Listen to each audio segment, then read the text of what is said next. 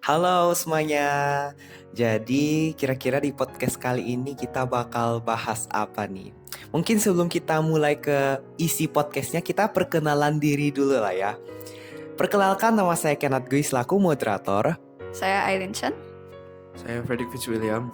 Dan saya Albert Alfred Widojo.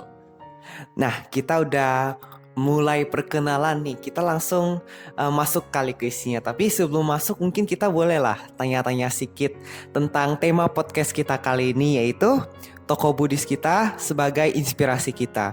Jadi tokoh Buddhis ini kan sudah banyak yang mendahului kita dan selama hidup mereka itu sudah menginspirasi kehidupan kita sebagai umat Buddha. Dimana dalam perbedaan agama itu kita harus menghargai keberagaman dan perbedaan agama-agama, baik dalam agama Buddha itu sendiri maupun perbedaan agama-agama lain. Nah, mungkin kita boleh tanya-tanya dulu kali ya. Oke, jadi kita ke pertanyaan pertama. Jadi menurut Aileen ini, apa sih pengertian sesungguhnya dari keanekaragaman agama? Kan kita tahu kalau keanekaragaman agama ini kan gak hanya satu yang namanya beraneka, berarti ada banyak jenisnya kan, ada banyak contohnya. Nah, Aileen bisa gak coba jelasin dan kasih tahu kita tentang keanekaragaman yang ada di Indonesia? Kalau keanekaragaman agama itu artinya kondisi di mana suatu wilayah atau negara itu masyarakatnya memiliki agama yang berbeda-beda. Contohnya kalau di Indonesia itu kita kan ada 6 agama yang besar ya, berarti masyarakatnya itu memiliki agama yang beraneka ragam. Nah, tadi kan kata Aileen itu di Indonesia itu ada 6 agama yang diakui kan. Nah, kira-kira kalau kita ngomongin dalam konteks agama Buddha itu kan pasti ada yang namanya tata cara beragamanya, tata cara beribadahnya masing-masing kan. Pasti dalam agama Buddha itu terdapat beberapa aliran. Nah, kira-kira Aileen ini bisa nggak jelasin sedikit tentang aliran-aliran di agama Buddha itu? Ya benar sih yang kamu bilang, kan di agama Buddha itu alirannya juga ada banyak ya. Mereka itu masing-masing memiliki tata cara doa yang beda, ada kepercayaannya yang beda. Untuk agama Buddha itu ada 3 aliran besar, yaitu aliran Mahayana, Vajrayana, dan Theravada. Tapi selain itu juga masih ada banyak aliran lain, seperti contohnya saya itu aliran Ikuan Tao. Kalau kamu? Saya itu aliran Budayana. Nah, tetapi intinya itu walaupun kita semua itu memiliki aliran-aliran yang berbeda ya dalam agama Buddha, tetapi kita semua itu memiliki tujuan yang sama kan, yaitu kita mendengarkan nasihat Buddha untuk mencapai penerangan sempurna. Dan bagi saya itu adalah satu hal yang paling penting. Oh, yes, benar Pak. Setuju banget dengan pendapat Aileen kalau perbedaan aliran itu bukan suatu halangan bagi kita untuk bersatu ya. Nah, kemudian kita coba nanya-nanya lagi nih. Saya juga penasaran. Kan tadi kan udah dibilang kalau di agama Buddha itu sendiri kan ada yang berbeda. Kemudian di Indonesia itu ada 6 agama yang diakuin. Nah, kemudian cara kita dalam menghadapi keberagaman agama Buddha itu, atau mungkin kita masuk dulu ke pertanyaannya, dampak positif dan negatif dari perbedaan agama yang ada di Indonesia itu gimana menurut Fredrik? Jadi itu menurut saya dampak positif dari keberagaman beragama tuh kita jadi bisa belajar satu sama lain gitu. Soalnya kan agamanya beda-beda. Kita bisa dapat ilmu dari agama yang berbeda.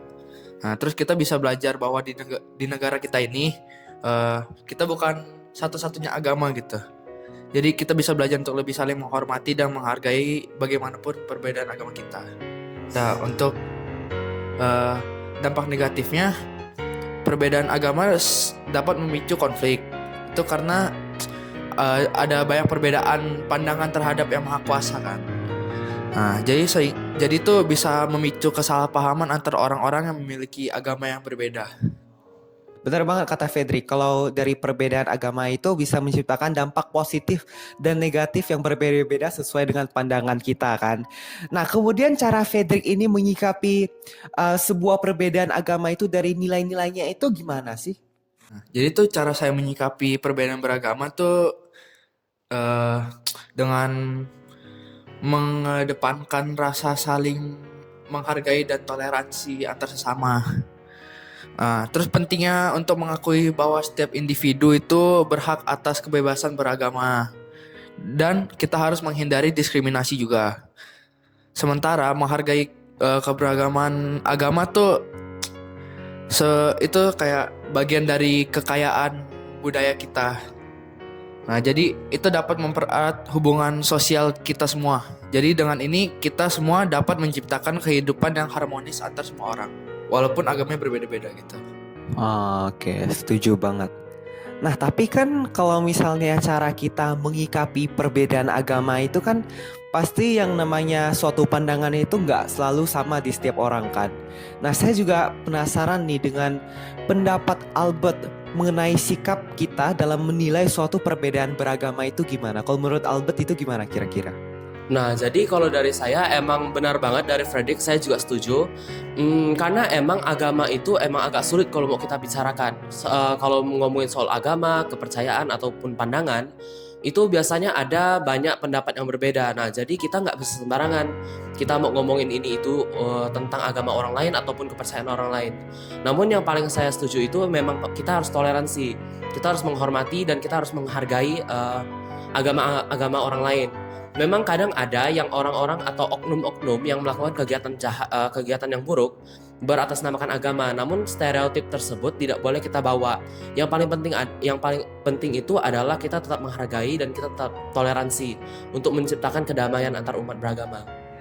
Yes, benar banget. Setuju banget dengan pendapat dari Albert ini. Nah, kemudian kan kita tadi ngomonginnya itu di konteks yang luas ya, beragama itu dalam konteks negara Indonesia kita kan. Nah, kalau Albert itu sebagai pelajar yang masih belajar di sekolah itu, kan pasti di sekolah ini gak hanya satu suku, gak hanya satu agama. Nah, kalau kita ngomongin keberagaman di sekolah Albert itu gimana dan cara Albert mengikapi perbedaannya itu gimana? Yes, benar banget kalau kata Kennard. Memang kalau dari sekolah itu kita pasti banyak banget perbedaan agama maupun suku. Kita pasti beragam, namun kita tetap satu sekolah, kita tetap satu keluarga kalau bagi saya. Kalau dari saya sendiri, saya lebih memilih untuk toleransi. Kita tetap menghargai meskipun kita berbeda agama. Jadi meskipun kita beda agama, kita tetap teman gitu. Kita tetap satu keluarga dalam satu sekolah itu. Jadi kita dikit menimbulkan masalah. Jadi kita jangan terus-menerus memandang kayak oh dia berbeda agama, kita jangan berteman sama dia. Nah, menurut saya hal-hal seperti itu harus kita hindari agar kita itu bisa menjadi satu keluarga dalam satu sekolah. Jadi kita bisa akrab, kita bisa belajar banyak dari orang-orang yang berbeda agama dengan kita. Mungkin kita bisa belajar dari budayanya ataupun cara mereka memandang sesuatu. Yang paling penting bagi saya adalah agama mengajarkan terhadap kebaikan. Benar banget dari pendapat luar biasa dari Albert ini. Oke, mungkin dari ketiga rekan podcast saya kali ini saya bisa simpulkan bahwa perbedaan agama itu bukan sesuatu yang harus dibedakan atau sesuatu yang menjadi celah kita untuk perpecahan di negara ini. Namun perbedaan agama itu adalah suatu keindahan yang kita bisa pupuk menjadi kekayaan bangsa, di mana setiap dari perbedaan itu mengajarkan kita akan nilai ketuhanan, kemanusiaan untuk kesatuan yang luar biasa di Indonesia ini. Baik, mungkin itu saja podcast kita kali ini. Saya Kennard Gui selaku moderator di podcast kali ini. Izin pamit undur diri. Terima kasih.